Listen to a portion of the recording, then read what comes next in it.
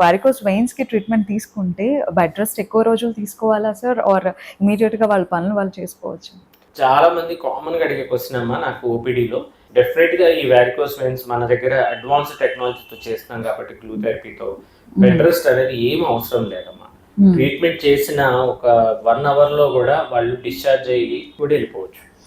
అంత కామన్ గా అంత ఫాస్ట్ గా కూడా రికవరీ అనేది ఉంటుంది. సో వాళ్ళు అన్ని పనులు చేసుకోవచ్చు.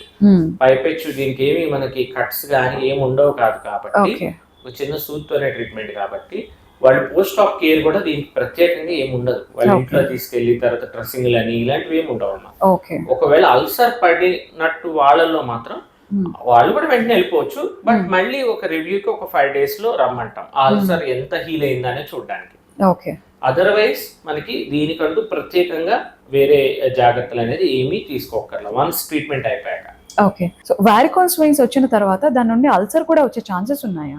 అవును, వారికోస్ వెయిన్స్ వల్ల వీనస్ అల్సర్స్ అనేది పడతాయమ్మా. ఎవరిలో అయితే వారికోస్ వెయిన్స్ నెగ్లెక్ట్ చేసి ఏమి పర్వాలేదని వదిలేస్తారో వాళ్ళల్లో అడ్వాన్స్ స్టేజ్ సీప్ క్లాసిఫికేషన్ అని మేము అంటాము. దానిలో అడ్వాన్స్ స్టేజ్కి వెళ్ళిన తర్వాత డెఫినెట్ గా అల్సర్స్ నాన్ హీలింగ్ అల్సర్స్ కింద మారుతాయి. సో ఇలాంటి అల్సర్స్ ఉన్నప్పుడు మనము కంపల్సరీగా వారికోస్ వెయిన్స్ కి ట్రీట్మెంట్ చేసుకోవాలి. ఒక చిన్న సూత్తోనే దీనికి వారికోస్ వెయిన్స్ ట్రీట్మెంట్ అవుతుంది. ఇది అయిన తర్వాత దాంతో పాటు మనం ఒక 4 layer పట్టీ అనేది కట్టేస్తాం, 4 layer డ్రెస్సింగ్. సో దాంతో అల్సర్ హీలింగ్ కూడా వెంటనే జరగటం జరుగుతుంది. వాస్కులర్ సర్జనే కాబట్టి దానికి ఒక క్లీనింగ్ అది చేసుకొని ఈ అల్సర్స్ పడిన వాళ్ళలో ప్రత్యేకమైన ఒక ట్రీట్మెంట్ కూడా ఇస్తాం. సో దాంతో అల్సర్ మారిపోవటం జరుగుతుంది, ఈ వారికోస్ వెయిన్స్ సమస్య తగ్గిపోవటం జరుగుతుంది. మళ్ళీ కూడా ఈ అల్సర్స్ అనేది రాకుండా కూడా ఉండడం జరుగుతుంది.